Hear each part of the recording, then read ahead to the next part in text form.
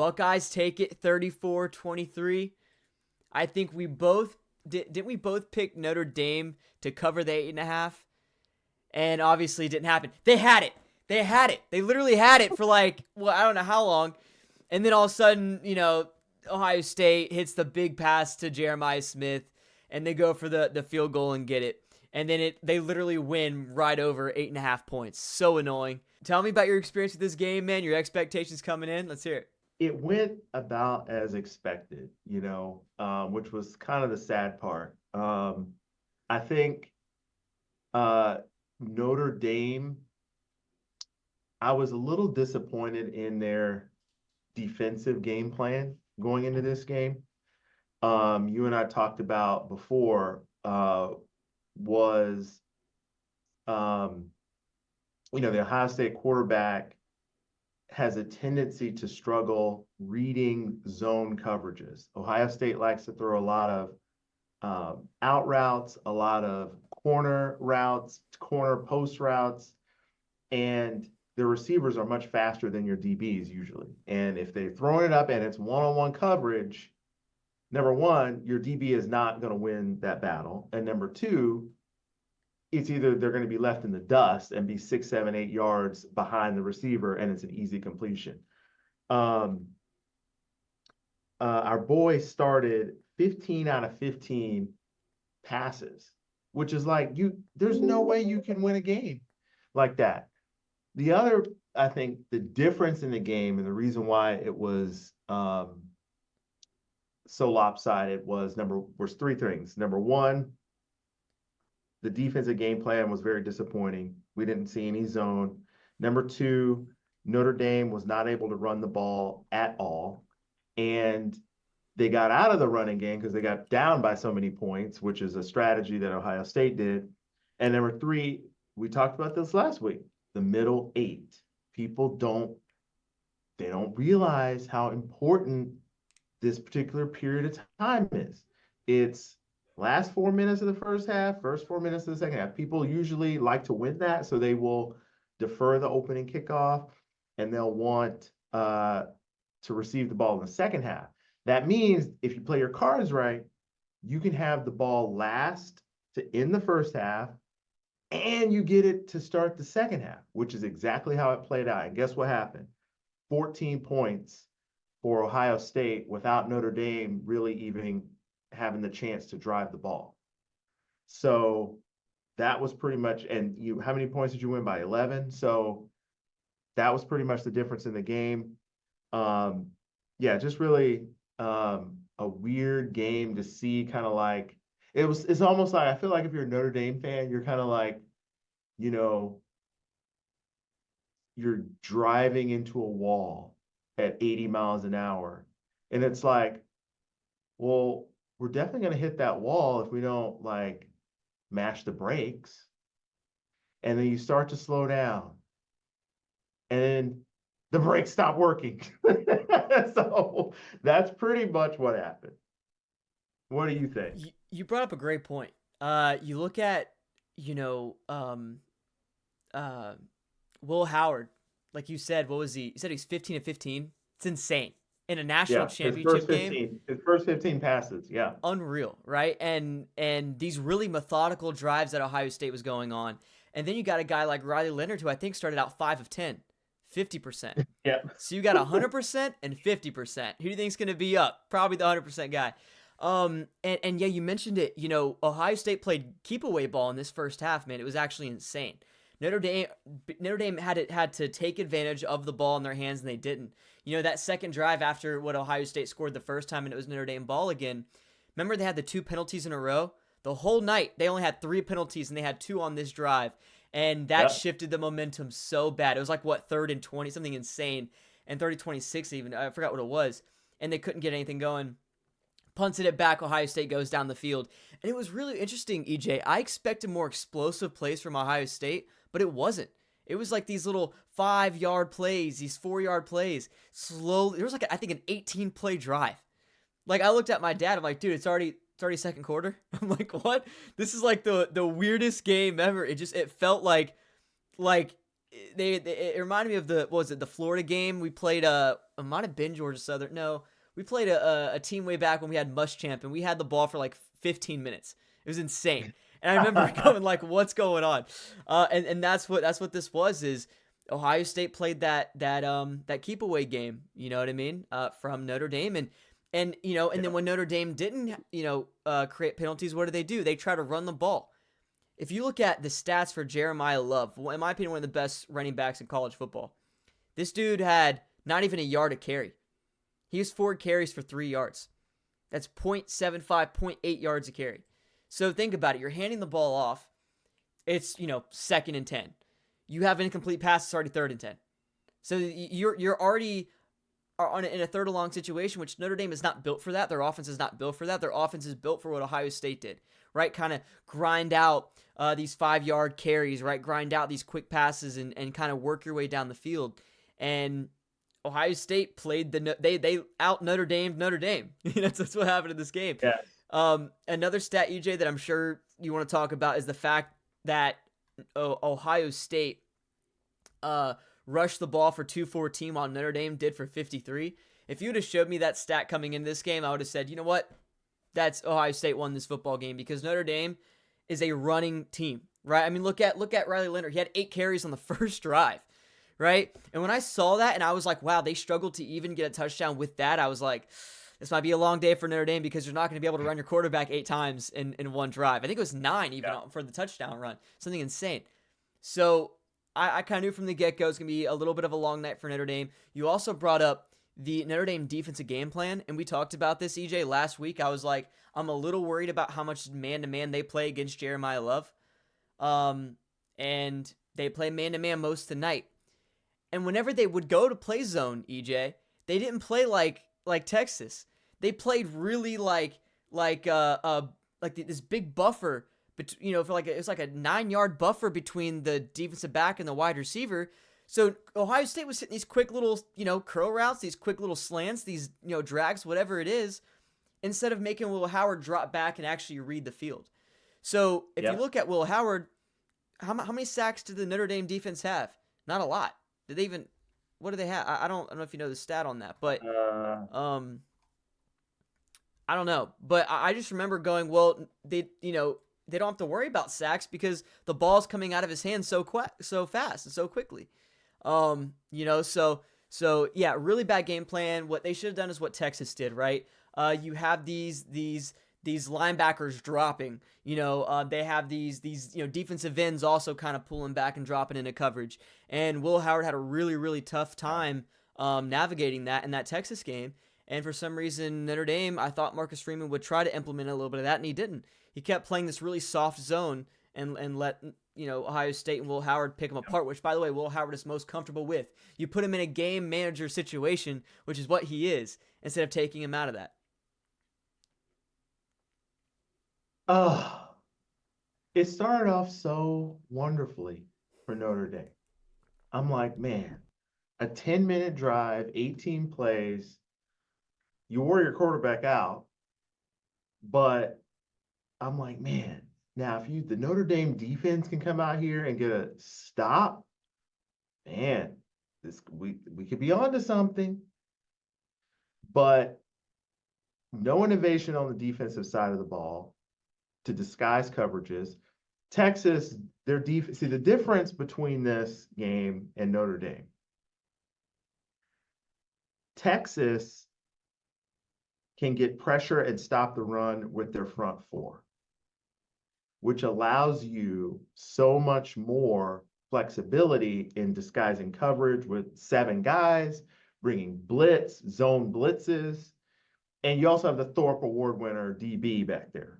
I forgot the guy's name, but he's really good. So bracket Jeremiah Smith, he had like 1 catch for 3 yards. Notre Dame comes in here, well, we're going to play what got us here. Okay, that's not going to work, people, because first of all, the front 4 was just blown off the line every time. They couldn't get any pressure.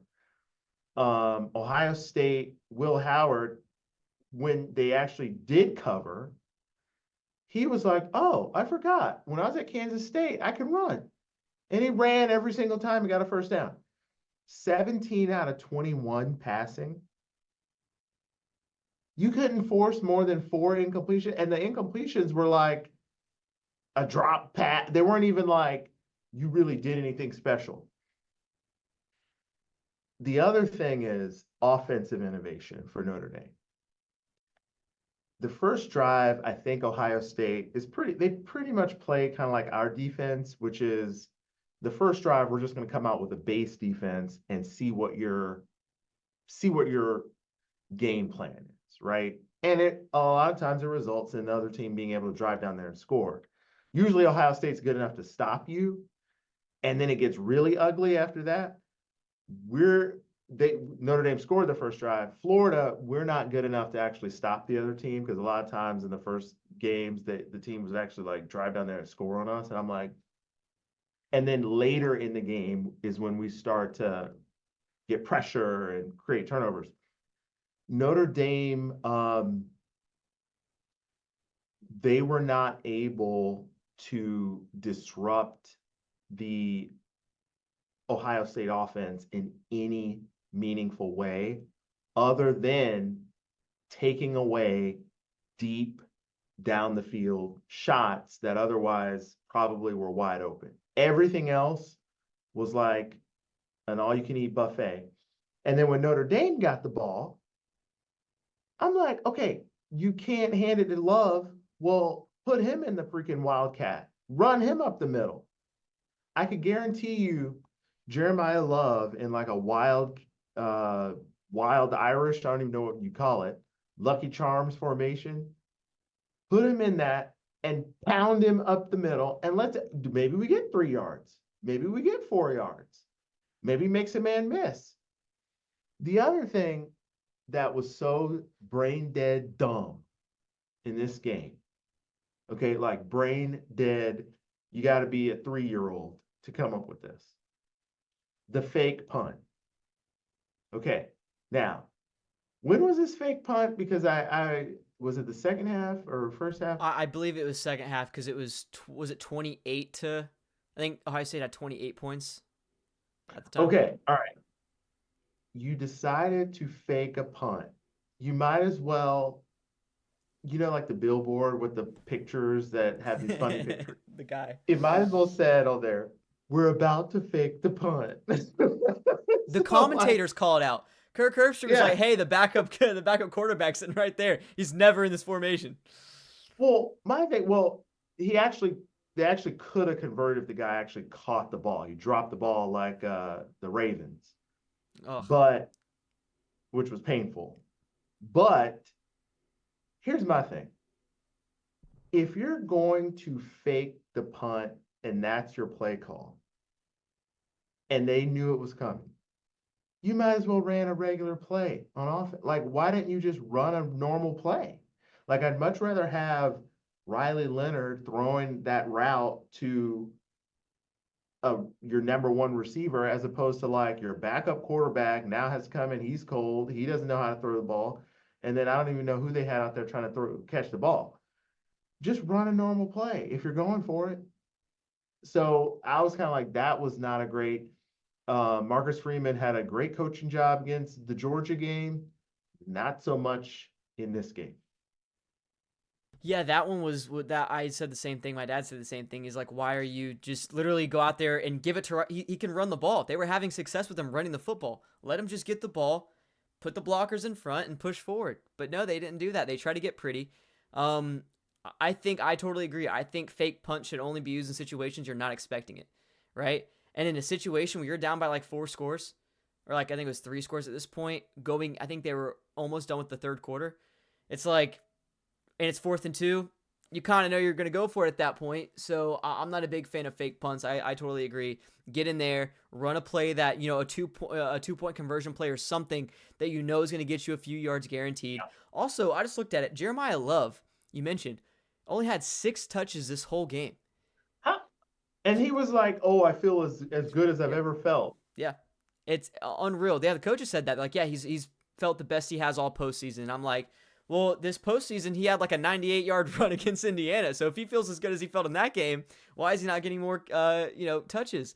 So yeah, dude, unreal. And you mentioned too the lack of creativity from Notre Dame's offensive game plan. I agree. And also, well, there's a couple things I want to hit. Number one, because we're on this topic, Notre Dame gained success late in the game when they took shots down the field. They had a couple really good plays down the field, throwing the football, which we talked about that, EJ, in the past few games. Look at Penn State, right? When they Yep. finally started getting momentum, it's when they were forced to throw it a little bit more and take some shots deeper. And that usually opens up the run. So why they didn't try to do that earlier on, I don't know. You could tell Ohio State was taking away that. But yeah, I thought that was really interesting, EJ. I don't know if you have anything to say on that. Uh, yeah. Wait, when did that happen again? The deep Uh, shots? um, yeah, I was trying to think of like when they attempted because I don't think they attempted any deep shots when the game clearly turned in Ohio State's favor. Um, and I mean, maybe it's not there. Maybe, Riley Leonard didn't have enough time, but I still think in that point in the game when the game's still technically within reach, you've got to okay, you're down 14-7. To me, go deep at that point because what you're going to signal to Ohio State is okay, they're at least attempting to stretch the field. So let's back it up a little bit more. And then it may open up a little bit closer to the line of scrimmage. When you get late in the game, which I mean, they came back and made it close, and now all of a sudden you're trying to throw the ball. Now it's a more of a high risk situation. You can throw interceptions, you can get sacked. He got sacked several times. And it's too little too late at that point. You should do it when you have time. Then, you know, when Ohio State went up 14-7, I don't understand why we didn't have a sense of urgency. I know we're like preaching like we're Notre Dame fans here, but I mean, we picked Ohio State to win, just not cover, but well, and they ended up covering. But anyway, yeah, we were going for Notre Dame because we were, this was a great story. The Irish. The thing is, Ohio State just was a superior team athletically on the line of scrimmage. That was ultimately the difference of the game. Will Howard is a more accurate quarterback throwing the ball deep down the field. And it also helps that he's got 3 first round receivers to throw to. That ultimately was the difference of the game. I think the investment Ohio State made not only in their players but in the coaching. Um, I forgot the name of the defensive coordinator, but I think he came from Oklahoma State. Yeah, And Jim Knowles. Jim Knowles, Jim Beyonce Knowles. This guy is great. Okay, Ohio State's defense plays really well. Oklahoma State's defense was really good last year. Like they didn't have the talent that you have on Ohio State, but they were always in position. They always had the plays always looked like Oklahoma State was in the best position possible to defend the opponent's offensive play. And now you put that on a team that has way better talent, you get the results that you're getting. Other teams that have these elite offenses can't score on you, which is crazy to me. But anyway, it goes back to, um, you know, why does Michigan always play Ohio State close, even when Ohio State looks like they're the better team? I thought Notre Dame would draw a lot from that because Notre Dame is similar to Michigan in a lot of ways. They just didn't do it. Great point. It's a great point. Yeah, no, you brought up a great point with Jim Knowles, a guy which we talked about, EJ, about when we did the prediction. We were saying, man, this defense for Ohio State's so much fun to watch. What they do with Caleb Downs, he's just like, you got to know Yes. where he is. It's weird. It's a defensive guy that you got to know where he is at all times, kind of like what you have to do with Jeremiah Smith on the offense, right? Yeah. And that's why he's such a fun player to watch, because they play him everywhere all over the field. And then the other point I was going to get to, and you mentioned it, the offense for Ohio State. The play calling by Chip Kelly was really, really good in this game, man. And it's crazy because during the regular season, you saw games where they had really great play calling, games where they didn't. And I was like, man, they're on this whole time during the playoff, man. I'll be the first to admit, I think everyone kind of felt the same way, though. I was like, I'm waiting for this Ohio State this Ohio State team to have one bad game offensively when it comes to play calling and execution, because it's happened all throughout the season at different points. And I was like, are they going to be able to do it on the big stage? The place where they're notoriously known to not do it consistently. And now you got to play, 4 games in the postseason, however many.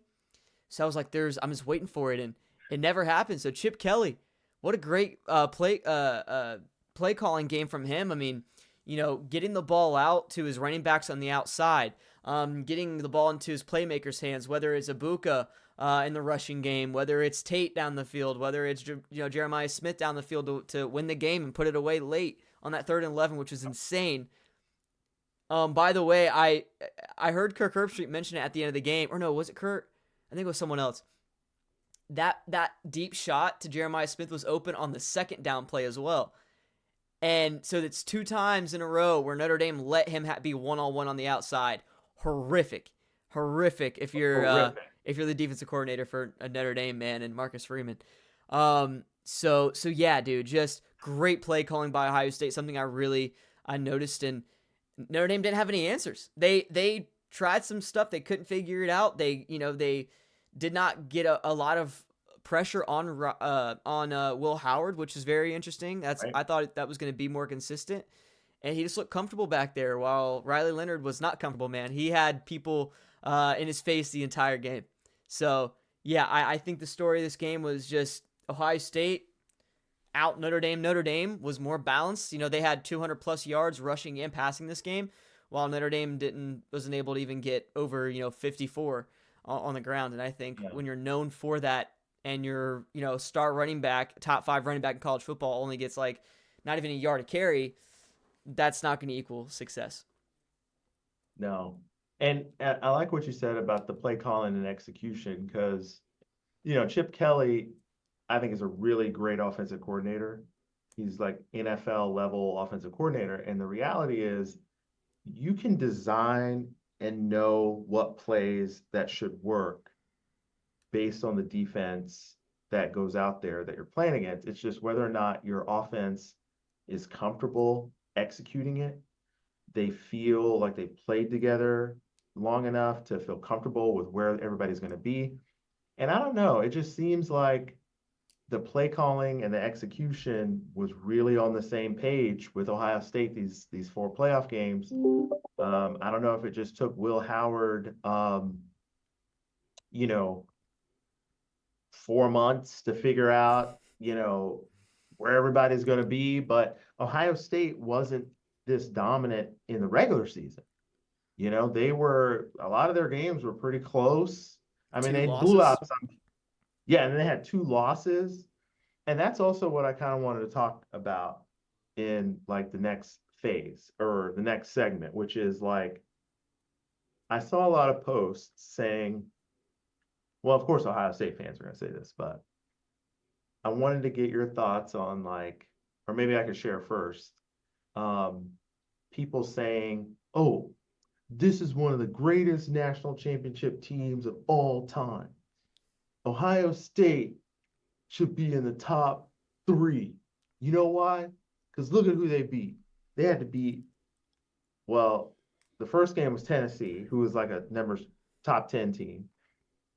Then they had to beat the number 1 team, Oregon. Then they had to beat, who did they have to beat before Notre Dame? Texas. Who was number 2, or no, number 4. And then they had to beat Notre Dame. So yeah, we're the best team of all time. Here's my thing, and I was texting you this. Yeah, okay, yeah, but let's move into this segment. That's kind of our wrap though on the game. So Ohio State fans, stay around if you want to listen to us talk about this. Ohio State fans, yes. And we probably, didn't say enough good things about Ohio State, because they did win the A game. great But I team. mean, They're a great team. great team. But here's the thing: I can't comment on if this Ohio State team is the greatest national championship team ever because they're graded on a different. They were allowed to do something that previous year teams didn't do, right? So, like, to say Ohio State deserves to be recognized would mean that you'd have to go back and look at all the other teams that were excluded from the playoff, including the 14 playoff from the previous 10 years and the BCS outside the top two, and say, was there a team outside of those rankings that probably could have gone on a similar run as Ohio State, but they messed around and fumbled the ball and lost a game in the regular season that caused them to get knocked out? Because if you think about it, Ohio State would not have made the national championship game if this was, we're just picking the top four, right? They got in because it expanded. And the thing that was so characteristic of all the previous national championship teams prior to this is the regular season was basically the playoffs for all those teams. Like, you could not lose a game in the regular season if you wanted to win a national championship. And I went back and looked at like all the national championship champions, and at least in the last 20 years, and only one of them had two losses, and it was LSU in 2007. And that was an interesting, fun year because I think everyone lost two games that year. So Yeah. somebody's got to go to the championship game. So, and the quickest example that I think a lot of people will remember would be 2023 Georgia. 2023 Georgia was number one the whole year. Okay, people forget about this. And then they fumble around and lose by a touchdown to Alabama in the SEC championship game. And so now they get kicked out from number one all the way to number 6. Yeah. And so they don't even get to go to the championship. So if you had the 12-team playoff last year, Georgia is probably the team that is capable of doing a similar run to Ohio State last year that Georgia did this year. Now, I will agree that Michigan team last year was great, but let's be real. Their game against Alabama, that was really the national championship game, and that could have gone either way. Like, Alabama was really controlling that game the whole game, and then like you don't get a fourth down or 1 yard or something like that, and you have to punt it back, and now Michigan goes all the way down and scores. So, and then you go to overtime.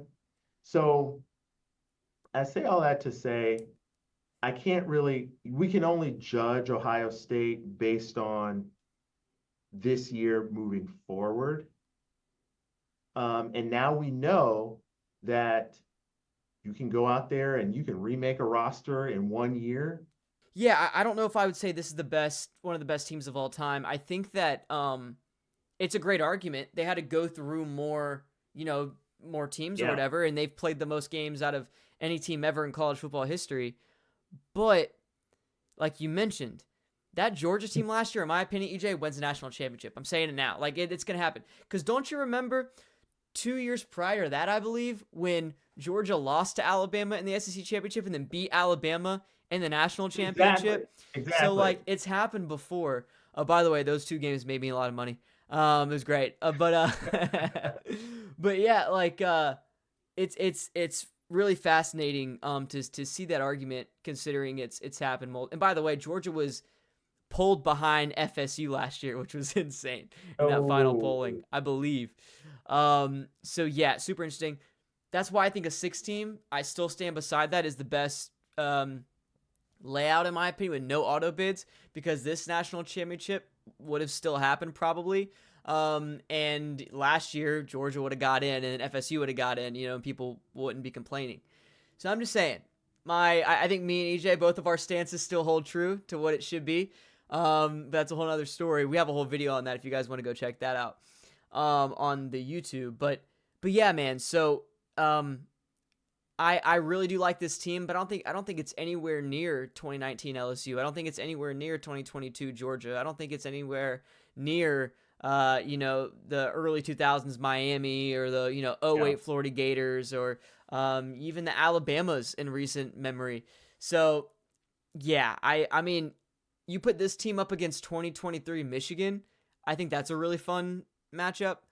But Ooh. you know what I mean? I think that's a good representation. Those are two great teams that are solid, but there's another tier, I think, of like the really legendary teams above that. But like EJ was saying, we've been pretty critical, but I'm really happy for this Ohio State team. They are a good football team. They have a bunch of future NFL stars. I think this is a roster we're going to look back at and go, oh my God, there's like 5 guys that were on this offense that are starting in the NFL, and all over the place. Well, you have 2 NFL running backs, you got 3 receivers. It's insane what you Yeah. have there on this Ohio State roster, and we're not even talking about the defense. The defense is loaded. That's what happens when you spend $20 million on your roster. You're going to get a lot of big guys back there. So yeah, this Ohio State team is a very good football team, and they deserve it. That run that they had is generational. Honestly, you're not going to see another run like that. A team that was so low after losing to their rival in Michigan, what, for the 4th year in a row, seniors that never beat Michigan, that never got to beat Michigan, are leaving, and that's got to hurt them, man, for the rest of their lives. But then they make it make it in the playoff. They destroy, in my opinion, overrated Tennessee team, but they get a big win against them. They go off. Jeremiah Smith emerges to the world, and then you go on this crazy 3-game stretch, and you make it to the end and win the national championship. So yeah, a great season for Ohio State. A lot of ups and downs, and even though the story of Notre Dame would have been cool, the story of Ryan Day, not even 2 months ago, people calling for his job and then winning the national championship, is insane, looking back on it. Yeah, I'm like, Ohio State fans, comment down below. Should we fire Ryan Day? And the one thing, I completely agree with everything you said, and I'll say this. I think and you're the one that mentioned this to me, which is why I'm saying this. Um, if there's one thing Ohio State has done that I think they have, not only do they prove it on the field, but in the back office, Ohio State embraced the new era of college football, and they did it right. And people will say, well, they spent $20 million on the roster. Well, when I went back and looked, a lot of teams spent $20 million on the roster. Oregon, they got the Phil Knight Nike money, and they didn't go anywhere. They didn't do anything with it. Well, they won the Pac-12 or the Big Ten, but they got destroyed. Then Notre Dame spent a lot of money. Uh, Ole Texas Miss, look at Lane A&M. Kiffin. Texas A&M. All these teams spent all this money, but Ohio State put it together, and they built a team that is pretty much unstoppable.